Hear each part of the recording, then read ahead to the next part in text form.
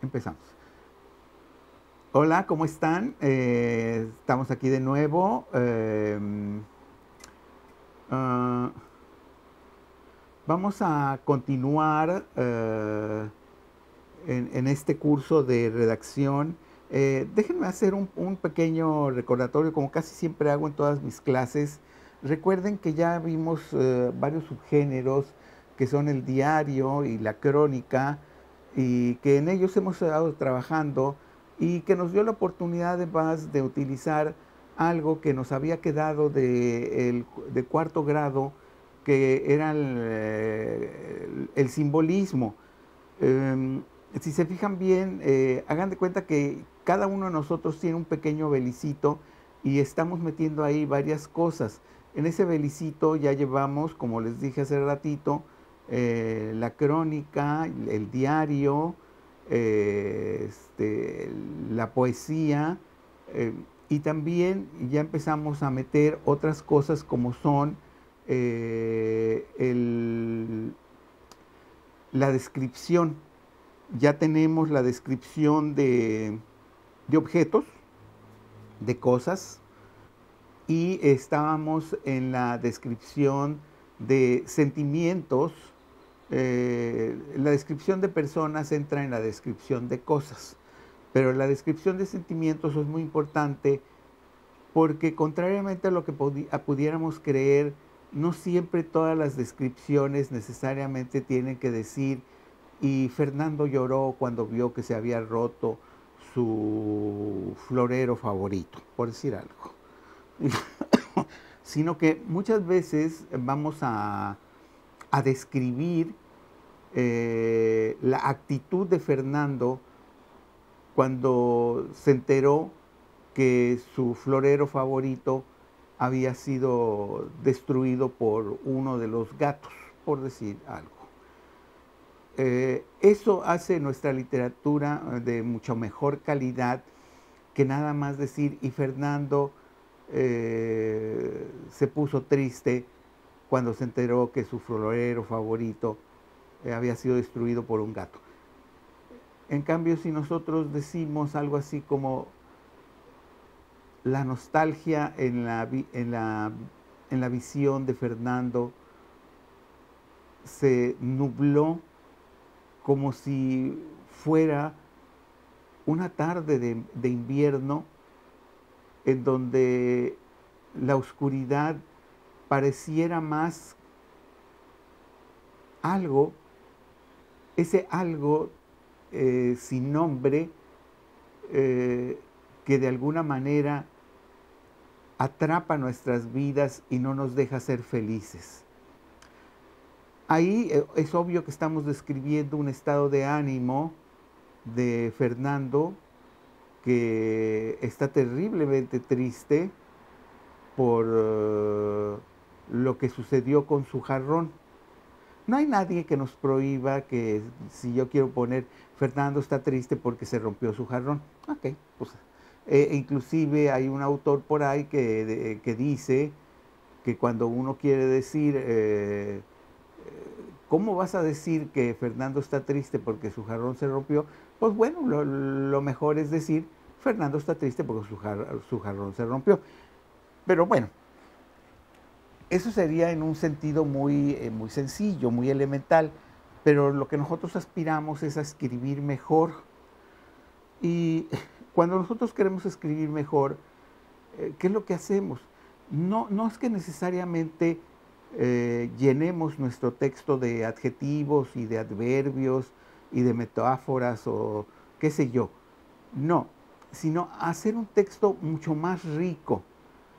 Eh, un texto plano donde nos dicen, pues Fernando está triste porque su jarrón se rompió, a un texto donde describe esa tristeza por medio de un tropo. Tropos son las metáforas, o sea, una cosa por otra.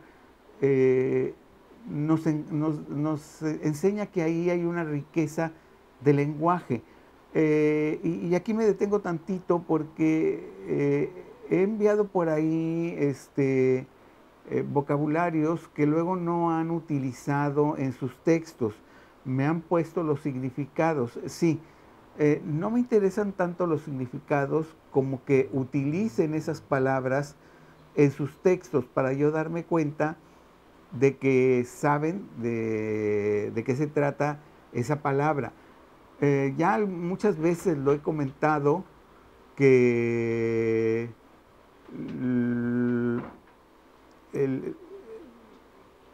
la cantidad de palabras que utilizamos los mexicanos en nuestra vida cotidiana es de una pobreza impresionante. A veces usamos 120, 150 palabras en nuestro lenguaje cotidiano. 120 palabras, pues es casi, no sé, yo como, tú corre, tú ve, cosas así muy elementales. Y pues para eso tenemos uno de los lenguajes más ricos del mundo. Bueno, aquí es donde vamos nosotros ahorita en nuestra clase de redacción. Ya estamos viendo la descripción de objetos, la descripción de sentimientos. Por ahí les mandé un mapita conceptual que ayuda a cómo expresar los sentimientos o cómo decirlos. No tiene desperdicio. Si tienen que constantemente consultarlo, consúltenlo. Para eso son los diccionarios, para eso son los mapas conceptuales, para hacernos la vida mucho más fácil. El día de hoy ya vamos a entrar un poquito no vamos a dejar la descripción, vamos a continuar, pero acuérdense lo que les dije del beliz. Es como si en un belicito estuviéramos nosotros metiendo una cantidad de objetos que luego los vamos a utilizar. Bueno, en ese beliz vamos a meter ahora lo que es la narración. Ya tenemos y tuvimos, si ustedes me siguen y si también luego mis pláticas no son lo suficientemente ilustrativas, ustedes pueden simplemente seguir las lecciones en su manual. En su manual lo estoy siguiendo en un orden cronológico, tal como están ahí en las páginas. Viene la primera parte, que es descripción, y lo que sigue de descripción ahí es la narración. Ojo, una cosa es la narración y otra cosa es la narrativa. Ya algunas veces lo he explicado, que cuando dicen narrativa se refieren a la novela y el cuento básicamente. El pueblo norteamericano es un pueblo que disfruta mucho la lectura de la narrativa. ¿Qué significa eso? Que disfrutan mucho de la lectura de novela o cuento, que es básicamente a lo que se refiere la narrativa. Pero también puede ser todo lo que está escrito en prosa básicamente, pero sin embargo hay algunas cosas que no son propiamente narrativa. Por ejemplo, el ensayo no entra en narrativa, crónica sí entra en narrativa. Es aquello que se cuenta y que está escrito en prosa. Eso es lo que es narrativa. Bueno, en su manual tenemos, y ahorita les voy a leer un pequeño texto. Estoy indeciso si les leo el de las arañas o el de... Bueno, entre lo que decido, déjenme, les voy a leer el de... que el autor es Marcelino Cereijido, de un libro que se llama Meta Menardi, en Aquí me pongo a contar. Es muy corto. Estaban a punto de agotarse. Toda una vida tejiendo, ¿y qué? Ese había sido su territorio, su ámbito querencioso, su patria. Pero cuando ellos llegaron, les destruyeron sus hogares y les desmantelaron una y otra vez sus humildísimas industrias. Tuvieron que huir, se fueron desplazando a sitios apartados, se escondieron en rincones solitarios y oscuros, y solo se aventuraban a salir sordamente, pero escapaban ante cualquier crujido, ante el mínimo estrépito que anunciara la presencia de alguien, pues ahí donde los descubrieran, las aplastarían sin piedad, con horror desdeñoso, con asqueada indiferencia. Hasta los científicos fueron inventando tóxicos cada vez más eficaces que las dejaban paralíticas y las asfixiaban. Me entristecen las arañas. Esta es una pequeña narración, es decir, es algo que se cuenta de lo que este autor, en lo que ve en su cotidianidad, describe sobre la vida de las arañas. Y es cierto, nosotros, no sé por qué, yo supongo que porque nos han enseñado que todos los insectos son sucios y que traen enfermedades y demás, destruimos a todos.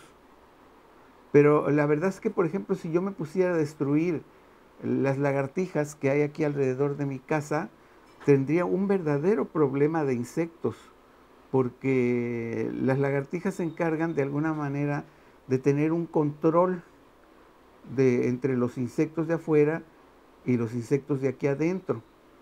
Entonces, cuando nosotros alteramos esos ciclos, sucede lo que está sucediendo en el mundo, que estamos pasando por esto que se llama el cambio climático, que no nos importa un cacahuate, ¿no? Creo que Miss Paola era la que me comentaba, o ya no recuerdo quién, que me decía que a ver si ahora que pasó esto de la pandemia, aprendíamos algo y cambiábamos un poco. Y yo me acuerdo que le dije, no vamos a cambiar absolutamente nada. Vamos a seguir igual, vamos a seguir destruyendo el planeta hasta que un día ya nos veamos que ya no hay remedio y que la gente se está cayendo muerta en las ciudades. Ahorita es el momento de ya de empezar, que algo que debimos haber empezado desde hace mucho tiempo, y empezar, no sé, a reciclar nuestra basura, a ya no usar tantos botes, a usar tanta, por ejemplo, la leche. Yo sé que todos en su casa toman leche, esas cajitas que, qué cómodas son, ¿no? Nada más te traes la cajita y ya luego, ¡pum!, la tiras. Se supone que deben de reciclarse, pero les voy a volver a hacer la pregunta que siempre he hecho y toda la vida la vengo haciendo desde hace como 20 años. ¿En dónde están las fábricas recicladoras? Yo no lo veo, yo nunca he pasado por ninguna de ellas. ¿En dónde están las recicladoras? Seguramente las debe de haber, pero al menos no suficiente. Entonces tenemos que ver cómo eliminar todas esas cosas, inclusive desde nuestra casa, ver cómo eliminarlas. Por ejemplo, el caso de los refrescos. Esos envases que le llaman PET son tan difíciles de reintegrar de nuevo a la naturaleza como no tienen idea. Es como las bolsas de plástico del supermercado, que todavía hay mucha gente que se resiste y le echan la culpa a AMLO y, ay, es que AMLO nos quiere hacer Venezuela. Y no. Estados Unidos tiene añales que no usa bolsas de plástico, porque se dieron cuenta que una bolsa de esas puede andar ahí 500 años. ¿Sí? Bueno, pero me estoy yendo muy por otro lado, y estábamos hablando de narrativa y narración.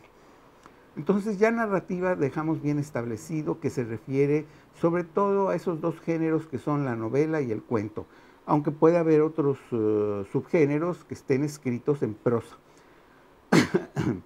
Aquí en su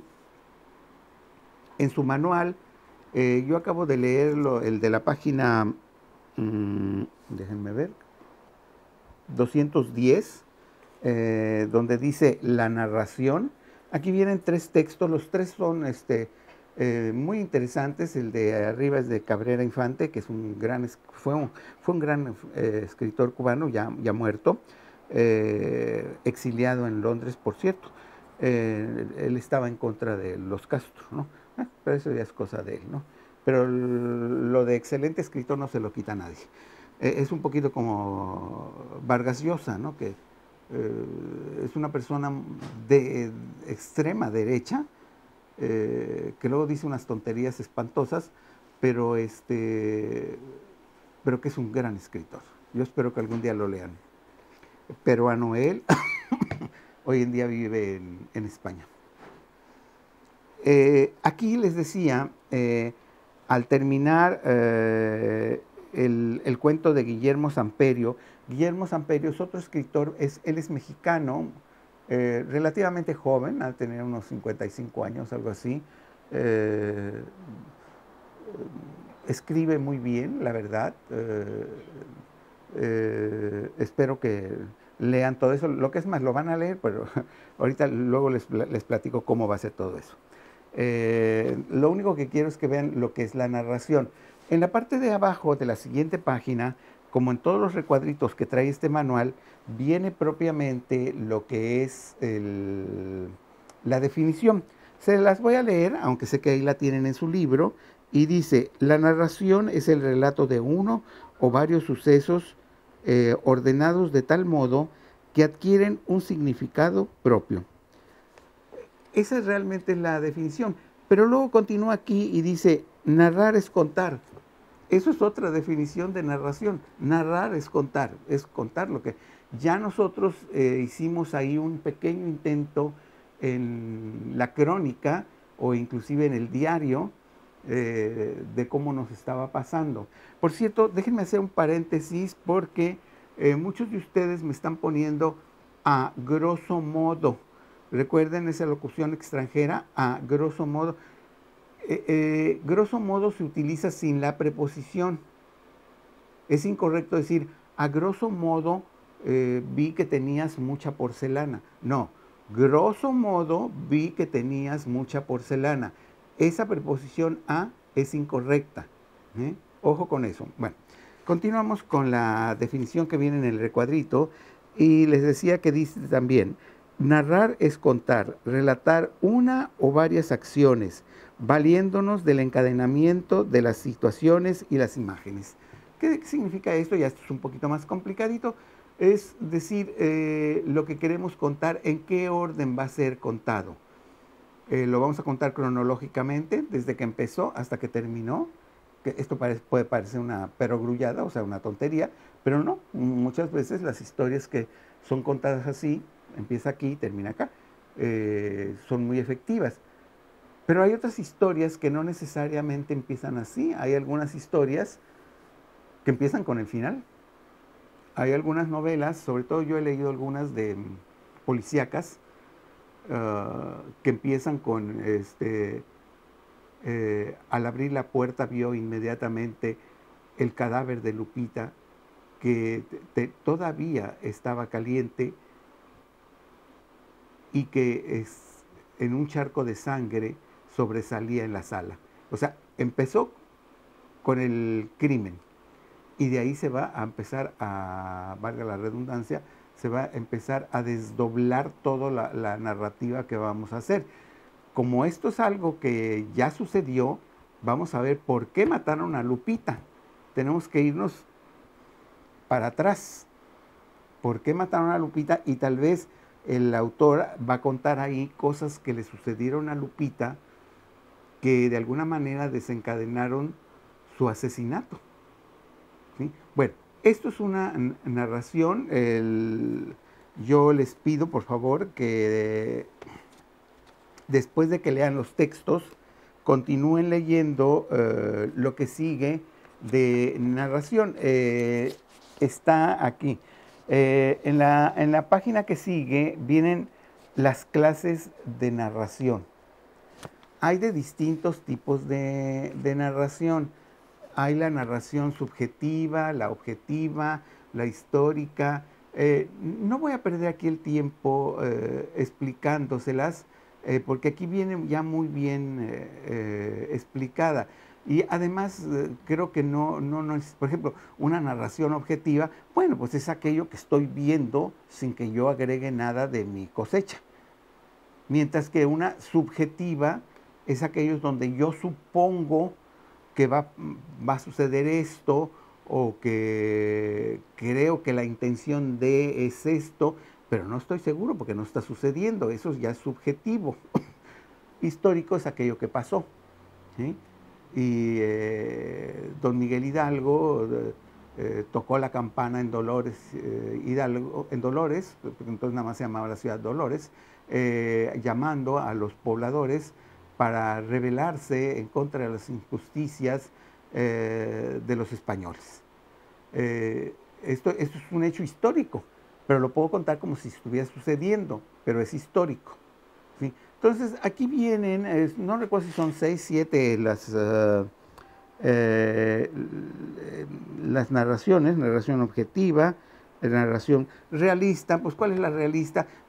Lo que tú ves es lo que tú pones. No vas a poner nada de tu cosecha ni nada por el estilo. La narración histórica es la que les acabo de platicar.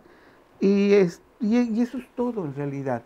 Entonces, por favor, lean ese pequeño partecita que quedó aquí en el manual para ya empezar a trabajar con narración y descripción, y que ya podamos combinar de alguna manera o de otra lo que hemos aprendido. Es decir, si ya nos están diciendo que narración es aquello que se cuenta, bueno, vamos a contarlo. Pero también ya ahora ya tenemos algunos elementos para hacer ciertas descripciones. ¿Recuerdan el mapita conceptual que viene ahí en descripción? Si mal no recuerdo, era descripción. 1, ves todo lo que hay. 2, seleccionas de todo lo que viste. Y 3, escribes sobre el objeto que tú escogiste.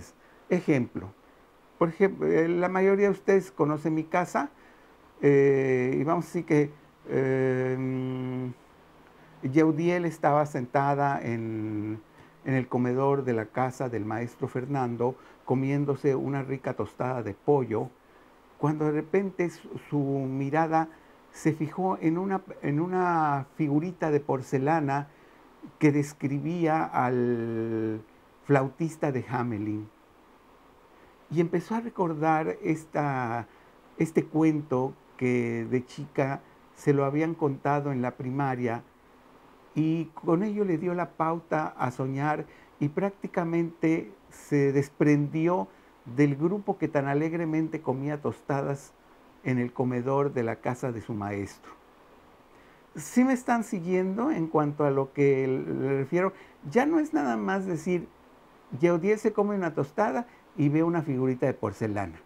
Pues sí, eso es lo que es, pero ya si le ponemos todo lo demás, ya esa narración resulta más interesante. Yo sé que muchos de ustedes están en este instante pensando, es que yo no voy a ser escritor, yo voy a ser ingeniero, o yo voy a ser médico, o qué sé yo, ¿sí? No importa. El poder narrar, el poder contar, teniendo todos los elementos para este tipo de redacción, nos enriquece enormemente. Se sorprenderán la cantidad de gente hoy en día que es incapaz de escribir una carta. Sí, una carta de esas de querida tía, te mando saludos de parte de mi mamá. Todos estamos bien. La próxima semana vamos a celebrar el cumpleaños de mi hermano, el más pequeño. Mi mamá me dice que te pregunte si tú podrías venir. Contéstame para prepararles aquí la recámara que está vacía. Te quiere mucho, Yeudiel, ¿sí? Por decir algo. Entonces, si se fijan, una carta es también una narración. Una carta, mucha gente es incapaz de escribirla. ¿Y por qué es incapaz de escribirla? Porque nadie le explicó nunca cómo hacer una descripción, ya sea de anímica, o sea, del alma, del espíritu, o de los objetos, y qué tipo de narraciones había. En el caso de una carta, normalmente la más de las veces va a ser objetiva, realista.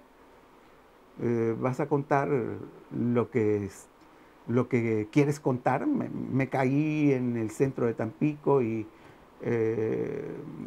me, tuve un esguince en la pierna derecha, pero ya me pusieron ahí un